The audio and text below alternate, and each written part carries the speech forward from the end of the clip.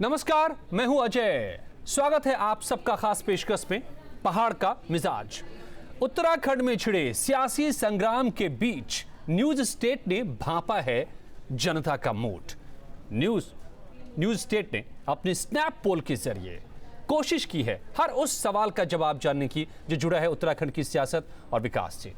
हम एक एक कर सर्वे में पूछे गए सवाल पर उत्तराखंड की जनता का जवाब आपको बताएंगे। 10 सवाल हमने तैयार किए। सियासतदान तो शहमात का खेल लगातार खेलते रहे, आप देखते रहे, मगर आप क्या सोच रहे हैं इस पूरे खेल को लेकर के, इसे समझने की हमने कोशिश की है। उत्तराखंड की जनता क्या समझ रही है, हम आपको तमाम सवाल भी बताएंगे, जनता के जवाब भी बताएंगे, तमाम मेहमानों से भी मिलेंगे, मगर सबसे पहले ये रिपोर्ट।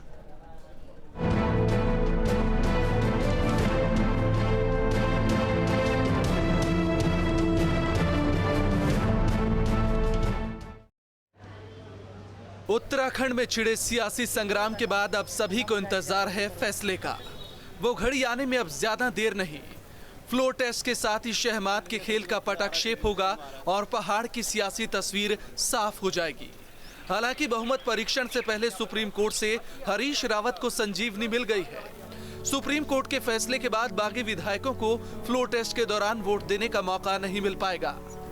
बहुमत परीक्षण के नतीजे जब आएंगे तब आएंगे, उससे पहले न्यूज स्टेट ने भांप लिया है उत्तराखंड की जनता का मूड। उत्तराखंड के मसले को लेकर जब देहरादून से दिल्ली तक उथल पुथल मची हुई थी, उसी दौरान हमने पहाड़ के लोगों की नब्ज टटोली। 8 और 9 मई को हमने उत्तराखंड की 70 में से 36 विधानसभा सीटों के 1500 लोगों से बात करके स्नैप पोल यानी फटाफट सर्वेक्षण किया। इस पोल के आंकड़ों की प्रोसेसिंग के बाद हमने जाना कि आखिरकार सियासी आरोप प्रत्यारोप कितने सच्चे हैं और कितने झूठे। सियासी संकट में बागियों की भूमिका से लेकर सीएम के लिए जनता की पसंद नापसंद को भी न्यूज स्टेट ने जाना। आगे हम इसी स्नैप पोल के जरिए आपको बताएंगे आखिरकार क्या है पहाड़ की जनता का मिजाज, कौन है सबसे लोकप्रिय सीएम, और सबसे बड़ा सवाल कि अगर आज उत्तराखंड में चुनाव हो जाएं तो किससे मिलेगा जनता का प्यार। Bureau report, news state, Uttarakhand, Uttar Pradesh. अब ये जो तमाम सवाल हैं, इसके जरिए हम ये समझने की कोशिश कर रहे हैं कि क्या है जनता का मूड उत्तराखंड के भीतर में। राजनेता अपना काम कर रहे हैं, यूं कहिए कि अपना खेल खेल रहे हैं वो सियासत का, मगर जनता जो सब कुछ देख रही है क्या सोच रही है। हमारे साथ इस चर्चा में जुड़ रहे हैं बेहद ही खास मेहमान, बीजेपी के हरिद्वार से सांसद और पूर्व मुख्यमंत्री रमेश पोखरियाल निशंक हमारे साथ जुड़ेंगे। मैं बता दूं आपको, कांग्रेस के प्रदीप टमटा साहब जुड़ेंगे, वरिष्ठ पत्रकार एनके सिंह साहब मेरे साथ जुड़े हुए हैं, देहरादून से जनता के साथ अभिषेक भी जुड़ रहे हैं। आप सबका बहुत बहुत स्वागत है। आप लोगों से मैं बात करूंगा, लेकिन बात करूंगा उन सवालों के जवाब के साथ जो जनता का मूड हमें बताएगा। मगर वो सवाल कौन से हैं, मैं आपको एक बार पहले सवाल बता देता हूं कि वो सवाल हमने कौन कौन से पूछे हैं जनता से स्नैप पोल में, त्वरित सर्वेक्षण में।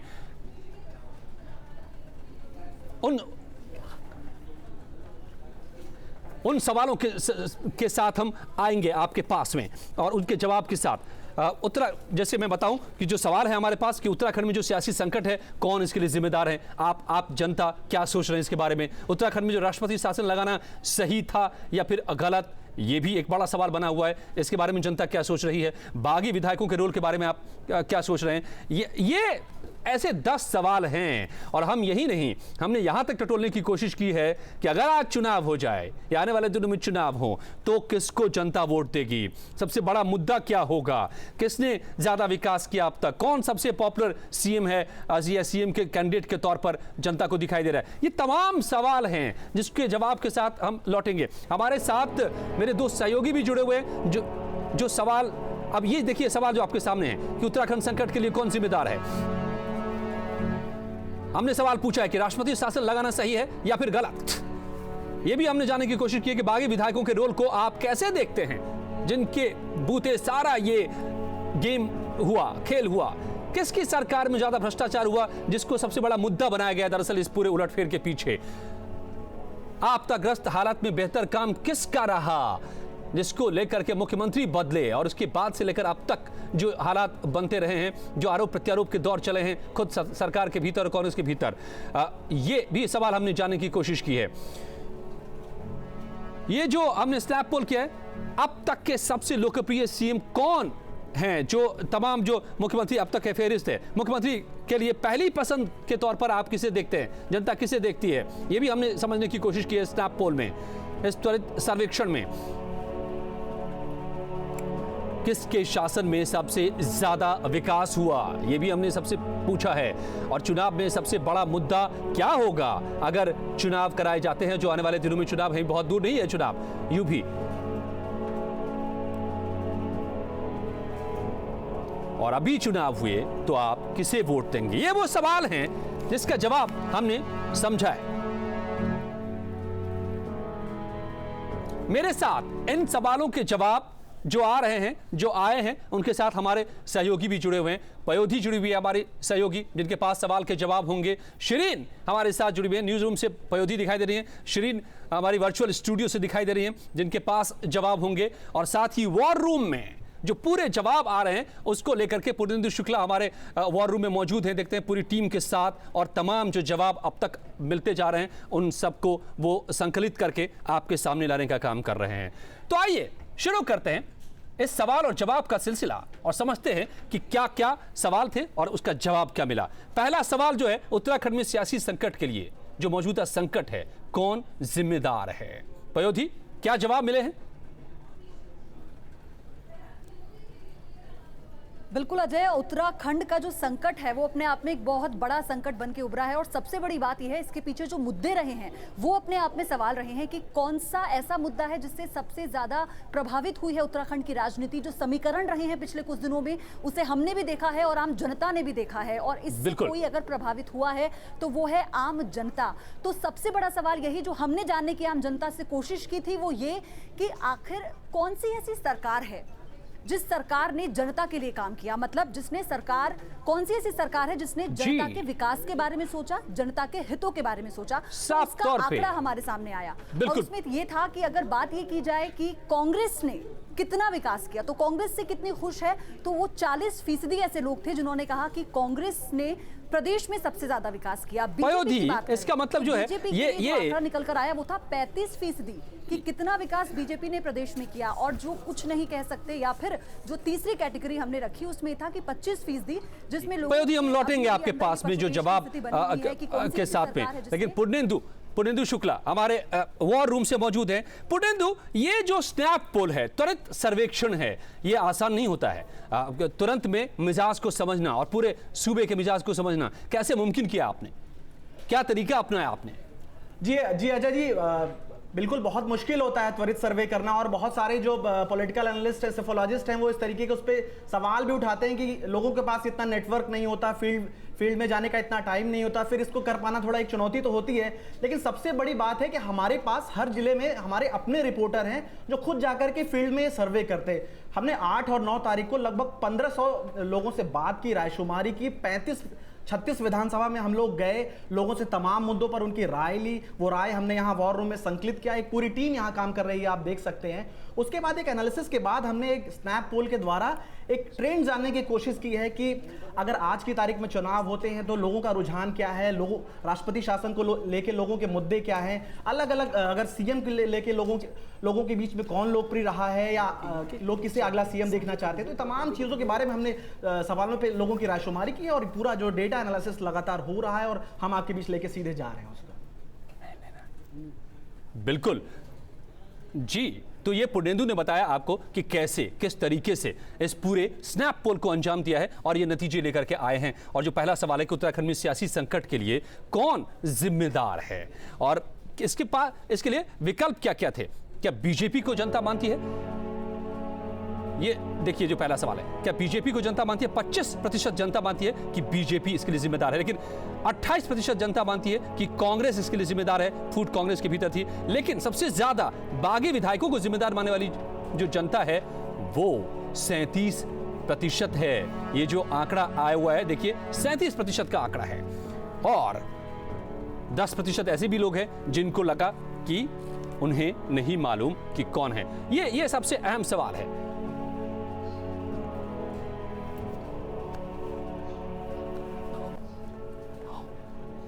तो पहला सवाल जो आपने देखा, मैं दूसरे सवाल पे आऊंगा कि राष्ट्रपति शासन लगाना सही है कि गलत नहीं है, इसके बारे में जनता क्या कहती है। लेकिन उत्तराखंड में सियासी संकट के लिए बागी विधायकों को जिम्मेदार मानते हैं। एनके सिंह साहब, मैं आप ही से शुरुआत करता हूं।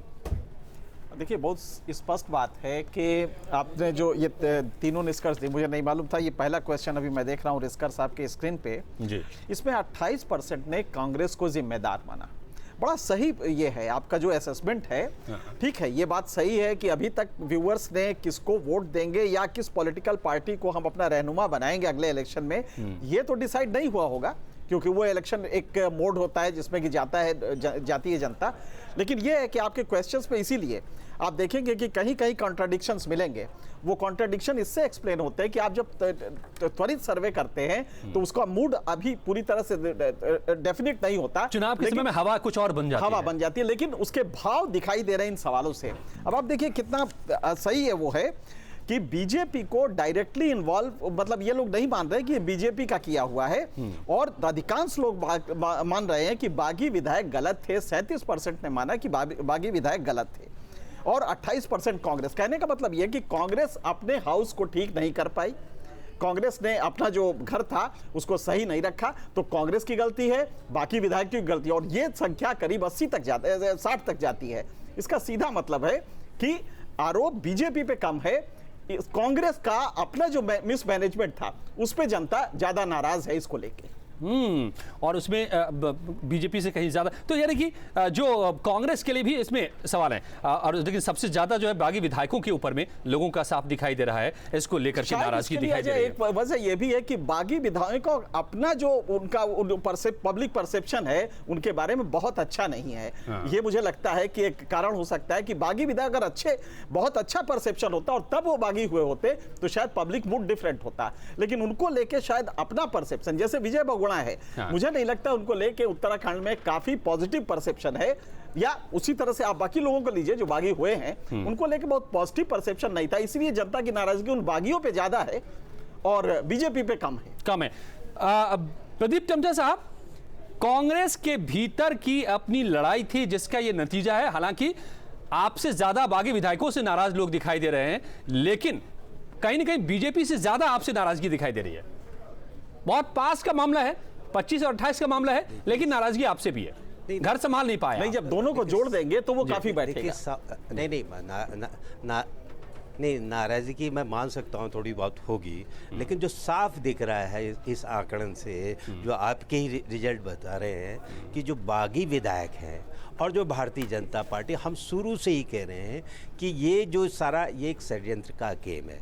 हमारा जो होता है कांग्रेस पार्टी का, अगर हमारी पार्टी के अंदर किसी बात को लेकर असंतोष होता है, अगर मुख्यमंत्री को लेकर के उनके बीच में असंतोष होता है तो पार्टी के फोरम में आता है, स्टेट में आता है, वो सेंटर के पास जाता है, सेंटर हाई कमांड। ये हर पार्टी का अपना अपना मैकेनिज्म है और हमारी पार्टी के अंदर भी मैकेनिज्म है। एक क्या कहते हैं कोऑर्डिनेशन कमेटी भी बनाई गई थी। अगर किसी तरह के पार्टी के अंदर लीडरशिप के अंदर कोई अंदर विरोध, तो आपका कहना है कि ठीक है, आपका कहना है कि वो पार्टी फोरम में बात को उठा सकते थे, सदन के पटल पर उठाने की जगह नहीं थी। भारतीय जनता पार्टी और बागी विधायक, ठीक है, बागी विधायक और भारतीय जनता पार्टी के पीछे मिला जुला एक षड्यंत्र था। तो यही बात मैं पूछता हूं को इस तमाम आर्थिक संकट में, इस संकट में डाला।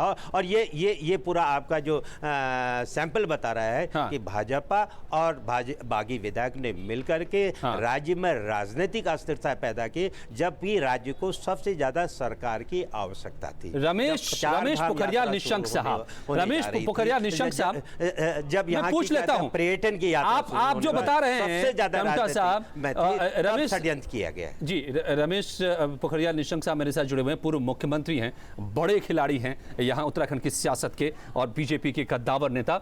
निशंक साहब, जिस पर आपने दाव लगाया वो तो मैदान से बाहर हो ही गए और आज उनसे सबसे ज्यादा नाराजगी लोगों में है, उन्हीं को लेकर के, यानी कि वो बागी विधायक, और आप लोगों ने सारा दाव उन्हीं पर लगा दिया। पहली बात तो मैं ये कहना चाहता हूँ कि ये बिल्कुल गलत बात है कि हमने किसी पर दाव लगाया। दूसरी बात ये है कि यदि कोई ये समझता है कि भारतीय जनता पार्टी इसके लिए जिम्मेदार है तो मैं सिरे से खारिज करता हूँ। यदि इन परिस्थितियों के लिए केवल 1/4 लोग ऐसा ही मानते हैं, कांग्रेस पार्टी है और उसके बाद जिम्मेदार है तो उनकी सरकार है।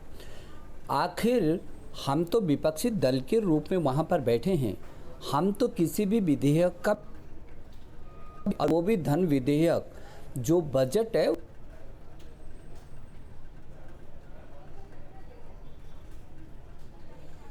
आपकी आवाज नहीं आ पा रही है, लेकिन क्या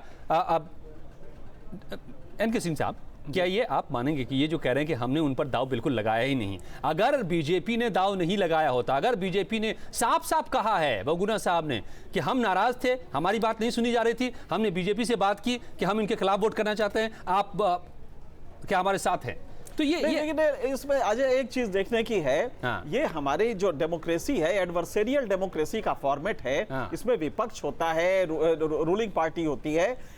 ऐसा नहीं होता कि सब साधु बन के बैठे हैं। पॉलिटिक्स में कॉम्पिटिटिव पॉलिटिक्स इसे कहते हैं, अगर आपका सत्ता पक्ष कमजोर हो रहा है तो नेचुरली कैश करना चाहेगा अपोजिशन, इसमें बुराई क्या है? बीजेपी ने जो किया ये नॉर्मल पॉलिटिकल इंडिया में ये अप्रूव्ड है कि अगर कोई कमजोर है, पार्टी टूट रही है, तो उसको हम लेके सरकार बनाएंगे, ये नॉर्मल प्रक्रिया, इसमें नैतिकता वगैरह कुछ होती नहीं है। और ये जो कहा जाता है देवभूमि को पवित्र किया, ये राजनीति है, ये राजनीति है, ये राजनीति तो है। लिहाजा कॉम्पिटिटिव पॉलिटिक्स में अगर कोई पार्टी ये करती है, अगर कांग्रेस भी अगर अपोजिशन में होती और ये मौका मिलता तो वो भी करती, और पूरे देश में ये चलता आ रहा है, आज से नहीं चल रहा, लगभग हर स्टेट में चलता है। चलिए, तो इसमें बुराई नहीं है, हाँ। बुराई सिर्फ ये है कि जिनको लेके आप जिनको तोड़े हैं, क्या उनको लेके पब्लिक परसेप्शन अच्छा है? वो आप देखेंगे कि पब्लिक परसेप्शन उनके बारे में बहुत अच्छा नहीं है। चलिए अगले सवाल पर हम आते हैं, क्योंकि 10 सवाल है हमें और सभी सवालों के जवाब आपको हम बताएंगे। अगला सवाल हमारा क्या है?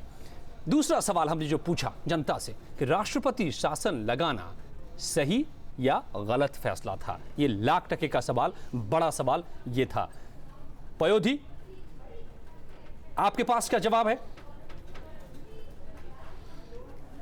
बिल्कुल अजय, राष्ट्रपति शासन लगाना कितना सही था प्रदेश में, इसका भी हमने सर्वे किया और यही हमने जानने की कोशिश की कि क्या ये सही था या फिर गलत था। लेकिन कुछ ऐसे जवाब जो 3 कैटेगरी में हमारे पास आए वो ये था कि 46% लोगों ने कहा कि राष्ट्रपति शासन लगाना सही था, जिस तरह के हालात बने हुए थे प्रदेश में उसी को लेकर। और आगे की अगर बात करें तो 45% लोगों ने ऐसा कहा कि राष्ट्रपति शासन नहीं लगना चाहिए था। पार्टी फोरम पर सबको अपनी बात रखने का मौका मिलता है और जो बागी विधायक है उन्हें भी यही करना चाहिए था, और जो बाकी के लोग हैं उनके अंदर फिर से हमने देखा कि पशुपेश की स्थिति बनी हुई है। कोई ऐसा साफ जवाब उनके पास नहीं था, शायद वो राजनीतिक हालातों को उतना समझ नहीं पाए, या फिर हम वही कहें कि जैसा कि जनता के भी अपनी अपनी कैटेगरीज होती हैं, कुछ समझ पाती हैं, कुछ नहीं समझ पाती हैं, तो इस तरह का आंकड़ा सामने आया।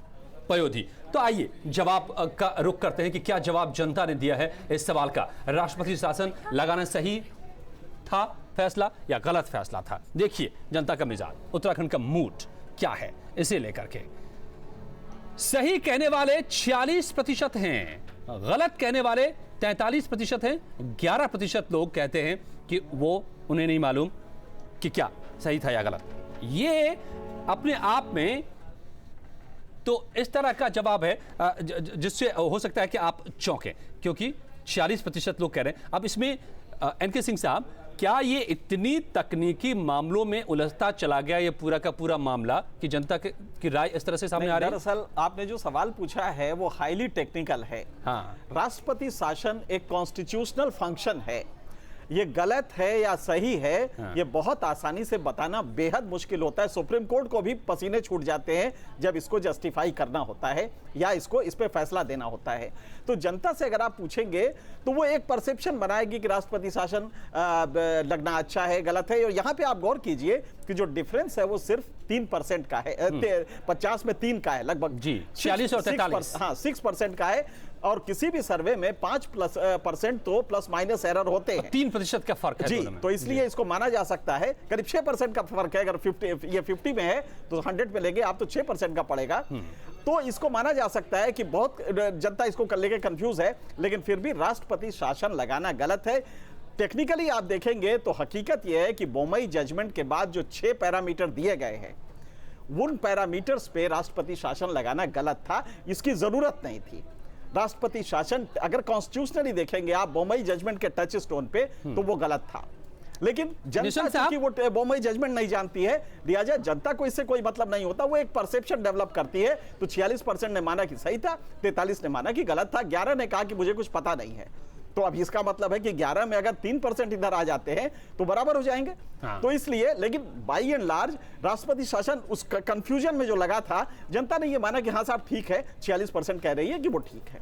निशंक साहब, हालांकि जो जनता की राय है 40% कह रहे हैं कि सही है, 43% कह रहे हैं कि गलत है प्रेसिडेंट रूल इंपोज करना, लेकिन एनके सिंह साहब जो हमें कह रहे हैं और जो अदालतें भी कहती नजर आ रही हैं कि ये फैसला आप लोगों ने एक ऐसा फैसला लिया जो अब आप लोगों पर ही भारी पड़ता नजर आ रहा है, आप लोगों को जवाब देना मुश्किल हो रहा है। देखिए, जो सिंह साहब ने कहा उनकी बात से मैं सहमत हूं कि आम आदमी को इस तकनीकी का बहुत ज़्यादा जानकारी नहीं होती, लेकिन यदि आम आदमी के सामने ये स्थिति हो कि सदन के पटल पर किसी विधेयक को पारित करने के लिए बहुमत होना ज़रूरी है और यदि वो बिल गिर जाता है तो सरकार गिर जाएगी, और वो धन विधेयक जो 18 मार्च को हुआ उसके साथ ठीक यही स्थिति हुई कि उसके खिलाफ 35 मत थे जबकि केवल पक्ष में 32 थे, वो धन विधेयक गिर चुका था और ऐसी स्थिति में सरकार का अस्तित्व खत्म हो गया था, तो मुख्यमंत्री को स्वतः ही इस्तीफा दे देना चाहिए था। लेकिन मतदान की मांग करने के बावजूद भी विधानसभा अध्यक्ष ने मत विभाजन नहीं करवाया और एक तरफ कह दिया नहीं ये तो पास हो गया, जिसमें सारे विधायक राज्यपाल जी के पास गए और दिए। अब मैं ये कहता हूं कि यदि वो विधेयक सदन के पटल पर गिर चुका है, सरकार अपना अस्तित्व खो चुकी है और संवैधानिक संकट पैदा हो गया, तो ऐसी स्थिति में राष्ट्रपति जी क्या करेंगे?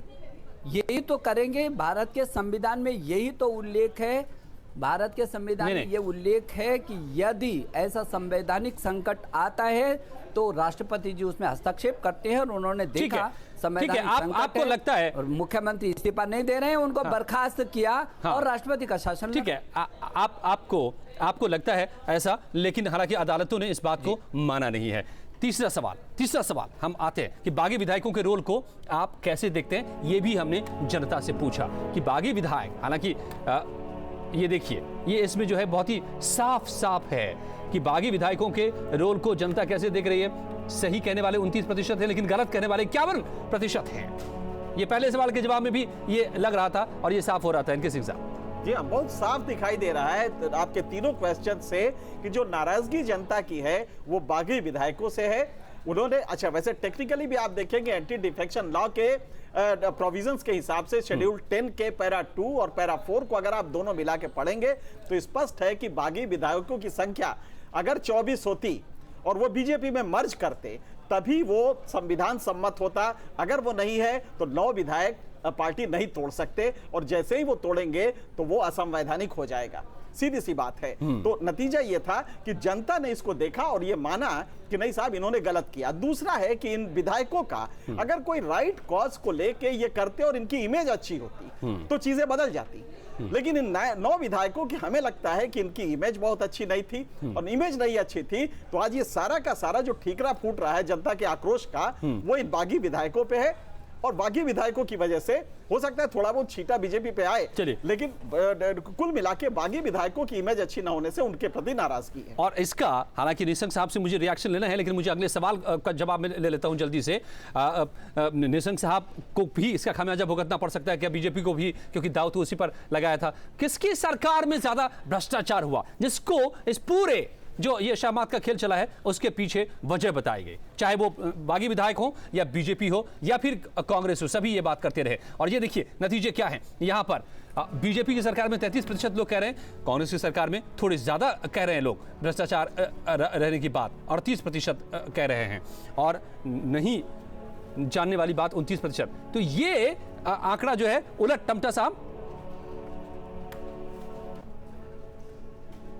एक बात तो मैं पहले निशंक जी के सवाल पर कहना चाहूँगा, 18 तारीख को जब बिल पास हो गया है और खुद राज्यपाल महोदय ने क्या कहते हैं अपनी रिपोर्ट राष्ट्रपति को भेजी है और विनियोग बिल के बारे में साफ है कि पास हुआ नहीं हुआ है उसका निर्णय क्या कहते हैं स्पीकर का अंतिम निर्णय है और वही सवाल उन्होंने कहा। तो सवाल है कि जो बिल पास हो चुका है, एक तो उसको ये ना कहें कि ये विनियोग बिल पास नहीं हुआ। राज्यसभा में इसी सवाल पर धन विधेयक में किसका फैसला अंतिम होगा, ये राज्यसभा के सदन के नेता चलिए इस पर अब कोर्ट में सारी बातें हो चुकी हैं, अदालत में सारी बातें हो चुकी है और अदालत ने इसको खारिज कर दिया है।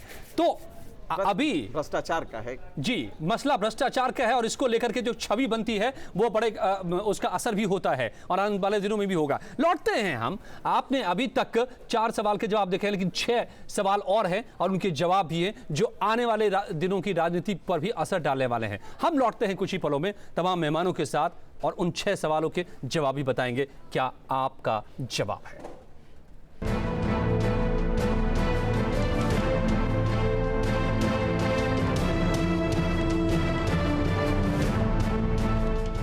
क्या है पहाड़ का मिजाज? सियासतदान अपनी रोटियां सेक रहे हैं, अपना खेल खेल रहे हैं, लेकिन जनता चुपचाप जो तमाशा देख रही है, आखिर वो क्या जान रही है, क्या समझ रही है? हमने सवाल 10 पूछे हैं, 5वां सवाल हमारा था आपदाग्रस्त हालात में बेहतर काम किसका रहा? ये भी एक बड़ा सवाल है। जाहिर है 2 उसके बाद मुख्यमंत्री विजय बहुगुणा थे, हरीश रावत। 74% लोग इसमें साफ है हरीश रावत के काम को बेहतर मान रहे हैं, विजय बहुगुणा के काम को नहीं बेहतर मान रहे हैं। विजय बहुगुणा, आप ध्यान दीजिए, वो शख्स हैं जो इस पूरे खेल के पीछे के मुख्य किरदार, अहम किरदार हैं। उन्होंने ही बागी गुट की अगुवाई की थी, ये खुलकर उन्होंने साफ तौर पे कहा भी था। एनके सिंह साहब, देखिए मैं लगातार महंगा पड़ गया जब से आप बहुगुणा साहब किया, को। मैं लगातार कह रहा हूं कि इनकी इमेज, जिन्होंने ये पूरा बगावत स्पीयरहेड किया था, उनकी इमेज अच्छी नहीं है और जो इस इन्वॉल्व है उनकी भी इमेज अच्छी नहीं है पब्लिक परसेप्शन में। आप देखिए कितना अंतर है कि 74% एंटी इनकम्बेंसी होती है, सरकारें चलती हैं तो पब्लिक परसेप्शन हमेशा उनके खिलाफ होता है। इसके बावजूद अगर कोई हरीश रावत को 74% दे रहा है कि आपदा के समय में अच्छा काम हुआ, उसके बाद अच्छा काम हुआ, और विजय बहुगुणा को 26%, तो ये जो नाराजगी है ये विजय बहुगुणा ने चूंकि स्पीयरहेड किया इस कैंपेन को, डिफेक्शन को, इसकी वजह से जनता की नाराजगी उन बागियों पे है, कांग्रेस पे है। और तो इसका खामियाजा बीजेपी को भी भुगतना पड़ सकता है क्या? नहीं, देखिए एक ही वजह, बीजेपी जितना ही इसमें साइलेंट स्पेक्टेटर होके देखती, हाँ, उतना ज्यादा बेहतर होता, इसको गेन होता, लेकिन ऐसा रहा नहीं, क्योंकि एक्टिवली बीजेपी ने, वो मेलाइड थे, वो पब्लिक परसेप्शन में अच्छे नहीं थे। निशंक साहब, ये कहीं ना कहीं आपके साथ वो खड़े हैं, उनके सभी बागी विधायक आपके साथ आए, आपके नेताओं के साथ दिल्ली आए, जगह जगह घूमते रहे, जश्न मनाते रहे, तो जनता तो ये भी देख ही रही है सब कुछ। तो आप लोग भी कैसे बच पाएंगे इस डेंट से? पहली बात तो मैं ये कहना चाहता हूं, जो पहला सवाल था आपका जी कि बागी विधायकों के बारे में कि क्या वो है, ये जानते थे कि वो केवल 9 हैं और उन पर जनप्रतिनिधित्व कानून लगेगा। इस सब के बावजूद भी यदि वो अपनी सरकार के खिलाफ बगावत की उन्होंने उसके बेमाने भ्रष्टाचार को ला करके सामने लाए हैं, तो वो किस सीमा तक उनकी घुटन रही होगी, एक तो उनका विषय है। दूसरा विषय ये कि भारतीय जनता पार्टी को इस बात से कोई लेना देना नहीं। भारतीय जनता पार्टी ने उनको आमंत्रित नहीं किया, ये भी गलत तरीके से किया जा रहा है कि जैसे भारतीय जनता पार्टी और उनकी पहले से सांठ गांठ रही होगी तब किया है। भारतीय जनता पार्टी उस बिल के खिलाफ अपना प्रस्ताव लाई है और उसमें उन्होंने मदद की। अब वो क्या करते हैं, भारतीय जनता पार्टी में नहीं है वो उन्होंने इस सीमा तक का किया है, तो ये उनका विषय है, ये उनका विषय है। भारतीय जनता पार्टी तो विपक्ष की पार्टी है, जो उसने करना चाहिए था वही उसने किया है। और जहां तक आपने अभी कहा, हाँ। जहां तक आपने आपदा की बात की है, मैं कहना चाहता हूं, मैं तो उस दिन भी जब आपदा आई थी, उस दिन भी सबसे पहले पहुंचने वाले लोगों में था वहां केदारनाथ। और तब तक भी सरकार को, कांग्रेस की सरकार को यह पता नहीं था कि इतना बड़ा हादसा हुआ है। सीधे वहां से प्रधानमंत्री जी से मैंने बात की और 83 दिन बाद भी गया, 2 साल बाद भी यदि नहीं, देखिए वो उसके बाद तो हरीश रावत जी आ गए थे। हरीश रावत जी के आने के बाद यदि 2 साल के बाद भी केदारनाथ में स्थित उन शवों को निकाला ना गया हो, तो क्या अच्छा और क्या खराब है। मैंने तो तब भी चुनौती दी थी, ठीक है, बल्कि यहाँ तक कहा था, जब मैं केदारनाथ पैदल यात्रा गया था और वहाँ पर बिखरे हुए थे शव 2 वर्ष बाद भी, और उन्होंने, मुख्यमंत्री हरीश रावत जी ने कहा था कि निशंक जी तो ऐसे बोलते, मैंने चुनौती दी थी, यदि वहां पर शब नहीं टमटा साहब जवाब देना चाह रहे हैं आपको? उनको नहीं, टमटा साहब लगता है आपकी बात से सहमत नहीं। अजय जी मैं कहना चाहूंगा, दूसरे ही दिन नहीं, मैं कहना चाहता हूँ, नहीं पहले मेरी अजय जी मैं कहना चाहूँ, निशंक जी अगर खामोश हो जाए तो उनकी सवाल को, मैं समझता हूँ कि यदि उसके बाद आज भी वो परिस्थितियां वहीं पर खड़ी हैं। तो ये उत्तर जरा केदारनाथ घाटी में जा करके देखिए ना जी टमटा कि क्या साहब, स्थिति आपका है, वहाँ के रिएक्शन, लोग क्या एक छोटा सा रिएक्शन। अजय जी दो केंद्रीय मंत्री जी। हमारी पार्टी के ने, केंद्र में आपकी सरकार है, माननीय उमा भारती जी और हरियाणा के मुख्यमंत्री जी केदारनाथ यात्रा जाकर के उन्होंने कहा केदारनाथ में जो प्रदेश की सरकार ने काम किया है, जो हरीश रावत जी की सरकार ने काम किया है, वो अद्भुत है, बेमिसाल है। और इसीलिए जनता के बीच में भी जो प्रशंसन है कि 74% लोग ने हरीश रावत के काम को अच्छा बताया, और यही षड्यंत्र का कारण है। भारतीय जनता पार्टी ने जब देखा कि हरीश रावत ने जो केदारनाथ की आपदा से जब बहुगुणा असफल हो गए थे, उनको हटाया गया था, और हरीश रावत जी ने जो अच्छा काम किया है उसकी एवज में अब हमारे पास कोई विकल्प नहीं है। ये सारा षड्यंत्र उन्होंने रचा। ये रमेश साहब कहते हैं कि हमारा कांग्रेस की बागी विधायक से कोई लेना देना है। बात से मैं सहमत नहीं हूं। एक चीज है, दूसरा निशंक साहब कहते हैं कि बागी विधायक से हमारा लेना देना नहीं है। अरे किसने क्या किया और किसने क्या बोला मुझे मालूम नहीं, लेकिन मैं उस राज्य का मुख्यमंत्री नहीं, निशंक जी आपको मालूम नहीं है, लेकिन उमा भारती जी और दो केंद्रीय मंत्री और हरियाणा के मुख्यमंत्री गए, उन्होंने खुद दुनिया के सामने कहा है कि केदारनाथ यात्रा धाम में आपदा में जो वर्क किया है प्रदेश सरकार ने। चलिए आप दोनों ने अपनी बात कह दी, अब जनता को तय करने दीजिए, जनता तय करेगी। हम जनता के मूड को समझने की कोशिश कर रहे हैं, और इसलिए अगला सवाल हम लेते हैं। ये भी हमने पूछा है, जरा सुनिए। आप लोगों से आग्रह करूंगा कि अगला सवाल हमने क्या पूछा जनता से कि अब तक के सबसे लोकप्रिय मुख्यमंत्री कौन रहे। शिरीन, आपके पास जवाब है, क्या जवाब आया है? बिल्कुल, और ये सवाल है जानना इसलिए भी जरूरी था क्योंकि बात अगर मुख्यमंत्री की हो तो सूबे का मुखिया मुख्यमंत्री को कहा जाता है, और जनता से उसका जुड़ाव कितना है, जनता पसंद कितना करती है, ये जानना बेहद जरूरी था। इसीलिए हम जनता के बीच गए और जानने की कोशिश करी। मैं आपको और साथ ही हमारे सारे मेहमानों को और दर्शकों को इन आंकड़ों के जरिए बताने की कोशिश करूंगी कि आखिर किस तरह से लोकप्रियता हासिल करने में ये कामयाब रहे हैं। बात सबसे पहले हरीश रावत की करते हैं, जो 28% लोग उन्हें माना कि ये हमारे बीच लोकप्रिय रहे, हमने इन्हें पसंद किया। दूसरे नंबर की बात करें तो यहाँ पर भुवन चंद्र खंडूड़ी दिखाई दे रहे हैं, और ये भी मैं आपको बता दूं अजय कि सबसे ज्यादा जो पसंद लोगों ने किया है वो बीसी खंडूड़ी को ही किया है। 33% लोग ये मानते हैं कि ये हमारे बीच सबसे लोकप्रिय रहे हैं। और इसके बाद अगर हम बात करें रमेश पोखरियाल निशंक की, रमेश पोखरियाल निशंक 7% लोगों के बीच काफी लोकप्रिय रहे हैं, और 2% लोग ऐसे हैं जो मानते हैं कि विजय बहुगुणा ऐसे हैं जो लोगों से उनका जुड़ाव रहा, लोगों की मुसीबतों को उन्होंने समझने की कोशिश की और जनता से जुड़ने के बीच वो जनता के बीच पहुंचे जुड़ने के लिए। भगत सिंह कोश्यारी इसके बाद आते हैं। भगत सिंह कोश्यारी की अगर हम बात करें तो 5% लोग ऐसे हैं अजय जो ये मानते हैं कि 5% लोग कि ये हमारे लिए मुख्यमंत्री एक बेहतर साबित हुए हैं। वहीं आपको बता दूं कि एनडी तिवारी 25% लोग ये मानते हैं कि एनडी तिवारी ऐसे नेता थे जो जनता से तो ट्रेंड साफ है शिरीन कि सबसे ज्यादा लोग बीसी खंडूड़ी, भुवन चंद्र खंडूड़ी को पसंद कर रहे हैं। टमटा साहब, क्या आपको चिंता तो नहीं हो रही है?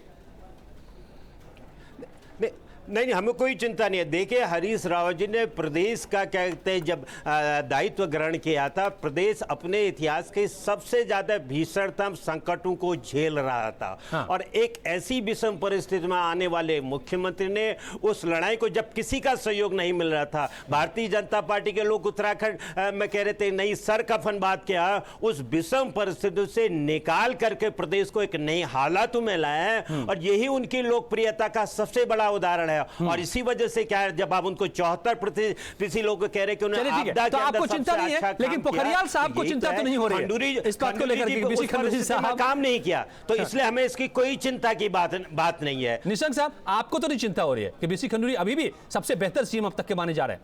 अब आप इस पायदान में काफी नीचे आपको जनता रख रही है इस सर्वे में कि वो तो जनता का जो भी सर्वे है वो हम सब लोगों की सिर आंखों पर है, और यदि खंडूड़ी जी को उनकी लोकप्रियता सर्वाधिक है तो हमारे लिए इससे बड़ी खुशी की बात कुछ नहीं है। लेकिन मैं ये कहना चाहता हूँ ये जो है योजना आयोग का है, यदि इस योजना आयोग के इस चार्ट में आप देखेंगे तो इस योजना आयोग के चार्ट में जो जीएसडीपी है वो सर्वाधिक 9/10 अंततोगत्वा मेरे कार्यकाल में है। एनएसडीपी यदि देखेंगे तो सर्वाधिक मेरे कार्यकाल में है। यदि इस सब को देखेंगे आप, जो नेट ये एनएसडीपी का जो प्राइस रेट है, तो चलिए इस पर हम विस्तार से प्रबंधन रहा है योजना आयोग में। मैं एक बात और कहना चाहता हूँ जी, क्योंकि आप मेरे से पूछ रहे हैं। जी जी जी, हिंदुस्तान के इतिहास में योजना आयोग और 13 वित्त आयोग ने उत्तराखंड के सुदृढ़ आर्थिक प्रबंधन के लिए 1000 करोड़ रुपए इनाम दिया। दिया। मुझे इस बात की संतुष्टि तो है। या तो फिर लगता है कि जनता तक ये संदेश नहीं जा पाया, ये पार्टी उसको निश्चित रूप में ये जो है ये तो योजना आयोग को समाप्त कर चुके हैं। इसलिए मुझे खुशी है कि भारतीय जनता पार्टी के शासनकाल में चलिए इस बहस में हम लोग नहीं जाएंगे क्योंकि हमारे पास अभी और सवाल बाकी हैं जो हमने पूछे हैं जनता से। एक स्नैप पोल और हम छोटा सा कर लेते हैं। अभिषेक हमारे साथ जुड़े हुए हैं, हमारे संवाददाता मुझे नजर आ रहे हैं, देहरादून में खड़े हैं कई लोगों के साथ में। अभिषेक, आप जल्दी आप हमको 30 सेकंड में बता दीजिए यहाँ के जनता का मिजाज जो आपके पास मौजूद हैं वो इस पूरे सियासी खेल को कैसे देख रहे हैं। राजधानी में मौजूद है ये सब। देखिए सीधा से बताइए, आप युवा हैं और वोट डालते हैं, ये जो पूरा राष्ट्रपति शासन का फैसला हुआ है और सारी चीजें, कितने सहमत हैं इसमें? गलत हुआ या सही हुआ? गलत हुआ है सर, बिल्कुल गलत हुआ है। किस लिए गलत हुआ, क्यों लगता है सर? गलत ये हुआ तो हमारे विकास के 3 महीने खराब हो गए। 3 महीने काम होता, चुनाव होने वाले थे, चुनाव तक का इंतजार करते, क्या पता चुनाव इतनी जल्दबाजी क्यों करी? 3 महीने खराब कर दिए पूरे। 3 महीने खराब कर दिए। क्या क्या नुकसान आपको लगता है कि हुआ है इन 3 महीनों? नुकसान ये हुआ है कि पूरी विकास नहीं हो पाया हमारे उत्तराखंड में और राष्ट्रपति शासन गलत लगा है, और जिसमें कि रोजगार से हम बेरोजगार हो गए हैं युवा। कोई तो आपको लगता है, आप अभी ऑफ एयर जब से बता रहे थे जंगलों में आग लगी, चमोली में बादल फट गए, अगर सरकार होती रोक पाती, क्या लगता है आपको? उसके लिए कुछ ठोस कदम उठाती और रोक पाती। और गलत लगता है राष्ट्रपति शासन? राष्ट्रपति शासन गलत है। जनता हित के जो विकास कार्य थे वो सब रुक गए। लेकिन ये माना जा रहा है ना, कांग्रेस के अंदर खुद फूट थी, 9 उनके बागी विधायक थे, इस वजह से ये सारी चीजें हुई हैं। आपको इससे कोई लेना देना है या क्या? कांग्रेस के में कोई फूट नहीं थी, वो खुद बीजेपी ने उनको पैसा देकर उसको उकसाए थे। ये जनता है, आप लोग मानने लगे। आप एमके कॉलेज में हैं? यस, पढ़ते हैं? Yes sir. लोकतंत्र में जनता की राय आखिरी होती है। और क्या लगता है आपको क्या होना चाहिए? जो आप सोचते रहिए, लेकिन आखिरी राय जो होती है जनता की होती है। ये बड़ा ही दिलचस्प है समझना। अभिषेक, धन्यवाद आपके पास हम बहुत कम समय रुक पा रहे हैं क्योंकि हम अगले सवाल की तरफ रुख करते हैं। अगला सवाल भी जो है वो काफी अहम है। किसके शासन में सबसे ज्यादा विकास हुआ? ये अपने आप में बहुत बड़ा पैमाना है आंकने का। पयोधी हमारी सहयोगी मेरे साथ जुड़ी हुई है। पयोधी, क्या जवाब है? आपके पास जवाब उपलब्ध है? बिल्कुल, और अजय ये बहुत महत्वपूर्ण सवाल है क्योंकि जिस तरह के हालात प्रदेश में बने हुए हैं उसको लेकर ये सवाल है कि विकास कौन सी सरकार ने सबसे ज्यादा किया, क्योंकि आने वाले दिनों में यही एक सवाल आगे के सियासी समीकरणों को तय करेगा। तो बता दें आपको कि हम फ्लोर पर दिखा रहे हैं, ग्राफिक्स के जरिए हम दिखाने की कोशिश कर रहे हैं अपने दर्शकों को। बीजेपी की सबसे पहले बात की जाए तो 35% लोग ऐसे हैं जिन्होंने सबसे ज्यादा बीजेपी को पसंद किया है। उन्होंने कहा है 35% लोगों ने कि बीजेपी के शासनकाल में ही सबसे ज्यादा विकास हुए हैं। साथ ही कांग्रेस की अगर बात करें तो कांग्रेस में 40%, मतलब कांग्रेस का पलड़ा भारी नजर आया। 40% लोगों ने कहा, जैसा कि हम दिखा रहे हैं लगातार, 40% लोगों ने कहा है कि कांग्रेस ने प्रदेश में सबसे ज्यादा विकास किया। और जो बाकी के लोग हैं उन्होंने कहा कि 25%, जिन्हें नहीं पता कि कौन सी सरकार ने सबसे ज्यादा विकास किया, उन्हें ये लगता है कि उनके लिए जो योजनाएं बनाई गई हैं वो उन्हें मिल जाएं, उसमें ही वो खुश हैं। तो उनका थोड़ा सा जो सर्वे में उनका जो बयान था वो थोड़ा सा इस तरह का था, ताकि उन्हें ये समझ नहीं आ रहा था कि आखिर कौन सी सरकार है जो उनके लिए बहुत ज्यादा काम कर रही है। तो इस तरह का जो आंकड़ा है वो साफ तौर पे, तो ये देखिए आंकड़ा साफ है यहाँ पर। एनके सिंह साहब, तमाम इन सियासी बातों को अलग रख करके अगर जनता अपने फायदे की बात और अपने विकास की बात को कर रही है तो वहां पर सबसे ज्यादा कांग्रेस को तरजीह देती है। देखिए, आप पहले क्वेश्चन को, इसके पहले वाला जो क्वेश्चन था उसको और इसको मिलाएं तो एक अजीब हकीकत पता लगती है। बीजेपी के एक व्यक्ति के प्रति जनता का काफी आग्रह है और वो है भुवन चंद खंडूरी। उनके प्रति सब लोग मानते हैं कि नहीं, कांग्रेस के हरीश रावत से वो बेटर है, ये मानते हैं। लेकिन जैसे ही विकास की बात होती है तो आप जानते हैं कि एंटी इनकम्बेंसी एक बड़ा फैक्टर होता है और लोग नाराज होते हैं हर सरकारों से। ये प्रजातंत्र की खूबसूरती है कि सरकारों से आमतौर पे नाराजगी रहती है। इसके बावजूद अगर ये माना जा रहा है कि 40% विकास हुआ है और बीजेपी के शासनकाल में 25%, ये हम पब्लिक परसेप्शन की बात कर रहे हैं, आपके सर्वे की बात कर रहे हैं जी। तो सीधी सी बात है कि अभी भी हरीश रावत के गवर्नमेंट को इंडोर्स कर रही है जनता और ये मान रही है कि नहीं विकास हुआ है, और गैप काफी है 25% और 40%। तो मेरे ख्याल से ये जो हुआ है ये पूरा टैक्टिकल एरर था जो कि बगावती लोगों ने किया, वो टैक्टिकल एरर था उनका। और अगर भी वो देख रही है कि बीजेपी कहीं साथ खड़ी है तो बीजेपी को भी इसका नुकसान उठाना पड़ रहा है। मेरे ख्याल से ये बहुत ही प्रूडेंट स्टेप, बुद्धिमत्तापूर्ण स्टेप नहीं था, जिसकी वजह से बीजेपी को भी इसका खामियाजा भुगतना पड़ रहा है। अगर वो 6 महीना चुपचाप बैठी होती और ये टूट लगातार बढ़ती रहती तो मुझे लगता है उसको ज्यादा विक्टिम इमेज आज जो हरीश रावत की बनी है कि नहीं साहब सब मिलके इस गरीब इस कमजोर व्यक्ति को तंग कर रहे हैं, ये जो इमेज बनती है ना पॉलिटिक्स में, ये बहुत ही पॉजिटिव होती है। और जनता इसी की वजह से आप देखिए कि हरीश रावत को मान रही है कि विकास कर रहे हैं, हालांकि नेता के रूप में, चीफ मिनिस्टर के रूप में वो भुवन चंद खंडूरी को ज्यादा नंबर दे रही। चलिए ये भी हम ने जनता से समझने की कोशिश की है कि मुख्यमंत्री के लिए पहली पसंद कौन है, ये बड़ा सवाल है कि अगर इस वक्त जनता को मौका मिले। शिरीन, आपके पास क्या जवाब है? जी बिल्कुल।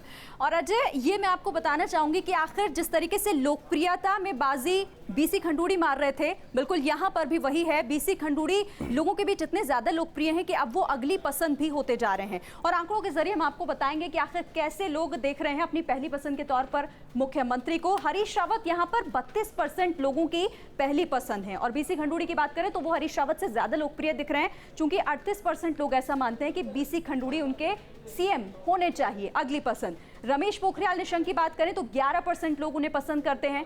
4% लोग विजय बहुगुणा को भी पसंद करते हैं। विजय बहुगुणा की पसंद 4 लोगों के। वहीं इंदिरा हृदयेश की अगर हम बात करें तो 9% लोग ये चाहते हैं कि इंदिरा हृदयेश उनकी मुख्यमंत्री आगे हो। जी साफ तौर पे तो इसमें जो है तीसरे नंबर पर रमेश साहब ही नजर आ रहे हैं। लेकिन मैं एक बार पुनेंदु शुक्ला जो हमारे साथ बने हुए लगातार वॉर रूम से और जिन्होंने पूरे इस आंकड़े का विश्लेषण किया है, पुनेंदु, शहरी आबादी और ग्रामीण आबादी के मिजाज में बड़ा फर्क कई बार होता है, क्या ये फर्क आपको भी नजर आया है क्या? जी अजय, ये फर्क जो है बहुत साफ है वहां पे उत्तराखंड में अर्बन जो कॉन्स्टिट्यूंसीज है वहां पे बीजेपी को प्रो बीजेपी एटमॉस्फेयर ज्यादा है, लेकिन रूरल एरिया में जैसे ही आप जाएंगे कांग्रेस के पक्ष में काफी ज्यादा जनमत है। तो ये फर्क हम देखते हैं, जो एक नेशन वाइड भी कहा जाता है कि बीजेपी एक अर्बन सेंट्रिक पार्टी है और कांग्रेस जो है वो रूरल सेंट्रिक है। उत्तराखंड में भी वो चीज हमें स्पष्ट तौर पे दिखाई पड़ती है। साफ तौर पे ये भी ध्यान में रखना होगा। लेकिन जो इस वक्त सबसे ज्यादा बीसी खंडूरी ही नजर आ रहे हैं। टमटा साहब, बेशक विकास के मामले में भी अव्वल नजर आ रहे हैं आप के मुख्यमंत्री और ये कार्यकाल, मगर मुख्यमंत्री के तौर पर अभी भी अगर कोई शख्स है जो सबसे पॉपुलर नजर आ रहा है वो बीसी खंडूरी है। नहीं, बीसी खंडूरी जी और हरीश रावत के बीच में बहुत ज़्यादा अंतर नहीं है, लेकिन बुनियादी सवाल अगर पूरे आपके 2-3 प्रश्नों को मिला करके देखें, विकास के दौड़ में कांग्रेस सबसे आगे है। मुख्यमंत्री के रूप में भी पसंद में अगर हरीश रावत और रणदीप तिवारी जी को देख रहे हैं तभी ये हमारे सबसे ज़्यादा पसंद के रूप में है। और आज भी हरीश रावत एक्टिव है और वो भी पसंद। और मैं समझता हूँ जो रूरल फैक्टर आपने भी कहा कि जो ये पूरे प्रदेश में लग रहा था कि तब तो बीसी खंडूरी साहब और रमेश पोखरियाल साहब को अंकों को जोड़ दें तो फिर वो भारी पड़ जाते हैं आप पर, अगर इन दोनों को जोड़ दें तो। पहले और तीसरे नंबर पर बीजेपी के नेता। वो देखिए, दो चीजें मैं कह रहा हूं कि विकास के प्रश्न पर प्रदेश की जनता कांग्रेस को आगे दिखा रही है। अभी भी क्या कहते हैं, हरीश रावत को विषम परिस्थितियों में जब काम नहीं करना है, जो पहली बार हुआ होगा एक मुख्यमंत्री बना और 1 हफ्ते के अंदर उनको अविश्वास का प्रस्ताव पास करना पड़ा, और तरह तरह के केंद्र के द्वारा जब से सरकार आई है हमारी तरह तरह की जो सेंटर स्पॉन्ड स्कीमें थे उनके बजट को कम कर दिया गया। कुंभ जैसा आयोजन देश में पहली बार जब उत्तराखंड में हो रहा था, पहली बार केंद्र की एक सरकार ने अर्ध कुंभ में 1 पैसे की मदद दी। खुद निशंक जी रमेश साहब, क्या आप ये मानेंगे जो टमटा साहब कह रहे हैं, प्रतिकूल परिस्थितियों के बीच में भी इतना साबित किया है विकास में अव्वल जनता उनको मान रही है, व्यक्तित्व के तौर पर बेशक बीसी खंडूरी साहब आगे नजर आ रहे हों?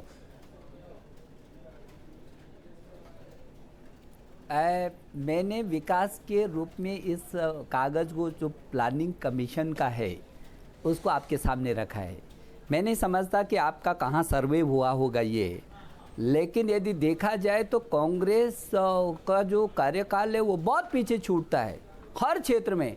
आप चाहे वो कृषि के क्षेत्र में देखें, सर्विस सेक्टर में देखें, औद्योगिक क्षेत्र में केवल अटल बिहारी वाजपेयी जी के जो औद्योगिक पैकेज मिला है केवल उस हिस्से को छोड़ दिया जाए तो आप औद्योगिक क्षेत्र में पीछे हैं, कृषि के क्षेत्र में पीछे हैं, वित्तीय प्रबंधन में पीछे हैं, आप एनएसडीपी में पीछे हैं, जीएसडीपी में पीछे। आप जीडीपी के मामले में देश के सबसे अग्रणी राज्यों में अंतर भी कम नहीं है, अंतर भी कम नहीं है, बहुत अंतर है। निशंक जी, इस समय राज्य की जो ग्रोथ रेट है वो देश के एवरेज से ज्यादा है। चलिए ठीक है। मैं पयोधी के पास एक बार फिर से चलता हूं। नौवां सवाल जो है हमारा वो भी काफी है। लेकिन मैं समग्र कांग्रेस की ये बात कर रहा हूँ, ये योजना आयोग के रिकॉर्ड है ये। निशंक साहब ठीक है, ये रिकॉर्ड्स तो हैं, लेकिन क्या है ना, डेमोक्रेसी में परसेप्शन बड़ी चीज है और सब कुछ छवि पर ही तय होती है। चुनाव में नौवां सवाल हमारा था कि सबसे बड़ा मुद्दा क्या होगा जो आने वाला चुनाव पता नहीं कब हो जाए, जो हालात बनते दिख रहे हैं और जो हालात हैं। पयोधी, क्या जवाब मिले हैं? अजय, ये जो सवाल है ये विकास वाले सवाल से ताल्लुक इसलिए रखता है क्योंकि इस सवाल को लेकर ही जनता के बीच में जब हमारी टीम पहुंची तो पहली बात तो इस सवाल को हमने 4 कैटेगरीज में बांटा। पहला भ्रष्टाचार, रोजगार और जो आपदा राहत है उसको लेकर, और या फिर जो चेहरा कौन होगा, क्या ये मुद्दा होगा। तो इसी को लेकर हम बताने की कोशिश कर रहे हैं। भ्रष्टाचार की अगर हम बात करें तो भ्रष्टाचार 40% लोगों ने कहा है कि भ्रष्टाचार जो मुद्दा है वो होगा इस बार चुनाव में। लेकिन रोजगार एक वो मुद्दा है, आपको याद होगा सबसे ज्यादा इसी पर वोट मिले हैं। रोजगार में 41% लोगों ने कहा है कि यही मुद्दा होगा जो इस बार चुनाव में आने वाले समय में राजनीतिक समीकरणों को बताएगा।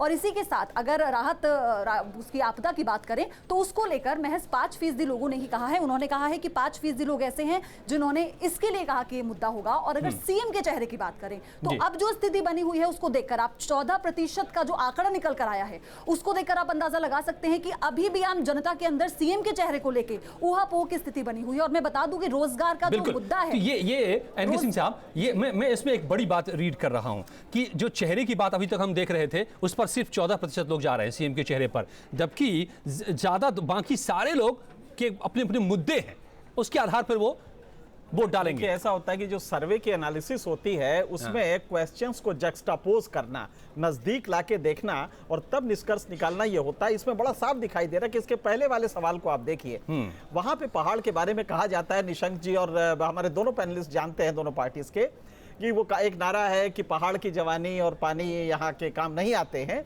रोजगार सबसे बड़ा मुद्दा है। अब इसके पहले वाले क्वेश्चन पे आइए।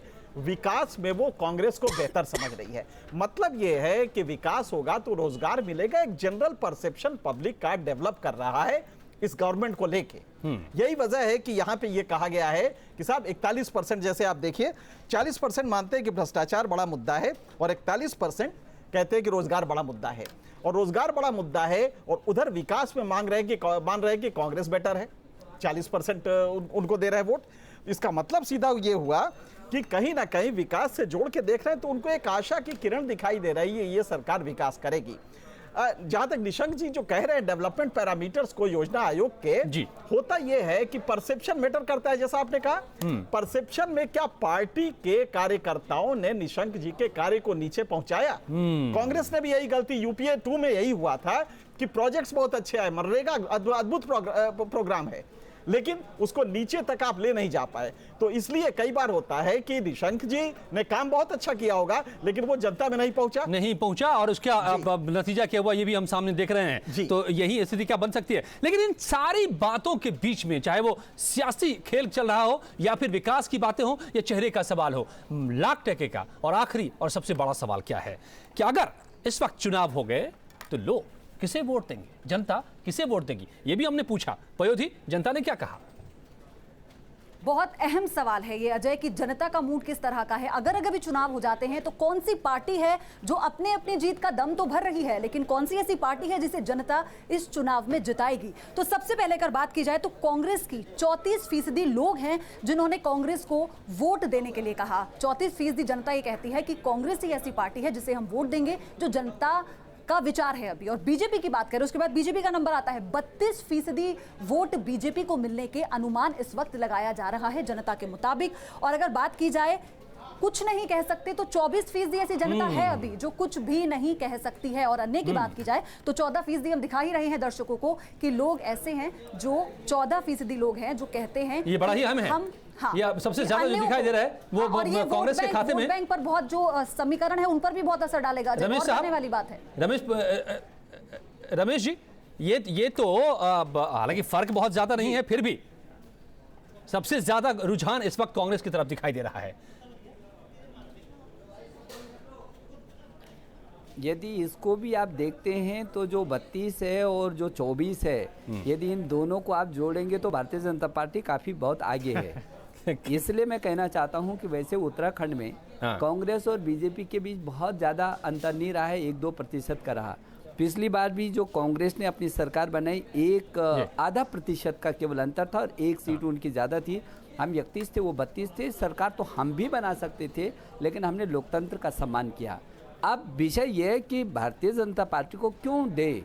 आज लोग ये समझते हैं 108 जैसी जीवनदायिनी सेवा हमने दी है, जिसने चलिए ये आप आगे कहेंगे। अब मेरे पास एकदम समय कम हो गया है। टमटा साहब से एक छोटा सा रिएक्शन। टमटा साहब माफ कीजिएगा, मैं इसलिए कह रहा हूं कि भारतीय जनता पार्टी को स्वाभाविक ही है काम पर वोट मिलेगा। ठीक है ये इस पर हम आगे बात करते रहेंगे। टमटा साहब एक छोटा सा जवाब आपका 10 सेकंड में होगा, उसमें भारतीय जनता पार्टी। टमटा साहब मेरा ये सीधा है कि सारे जो आपके सर्वे के रिपोर्ट करें कि रोजगार का मुद्दा, विकास का मुद्दा ही मुख्य इस चुनाव में होगा। और यही कांग्रेस ने, यही माननीय मुख्यमंत्री हरीश रावत जी के द्वारा जो गांव के विकास को, जो खेती के विकास को, सामाजिक सुरक्षा के दायरे को, जो पर्वतीय क्षेत्रों, जो मैदानी तमाम काम किए, इसलिए किसानों, नौजवानों के अलग अलग चीजों को जो किया था वही विकास का हमको लोगों का दिखाई दे रही है। बिल्कुल साफ दिखाई दे रहा है, बहुत कांटे की है। और अभी भी बीजेपी अगर इस तरह की गलतियां ना करे और एक शालीन पार्टी की तरह पूरा करे तो आप देखें 20% जो कह नहीं सकते वाला वर्ग है वो किधर भी जा सकता है, दोनों तरफ जा सकता है। इसलिए दोनों के बीच में इस समय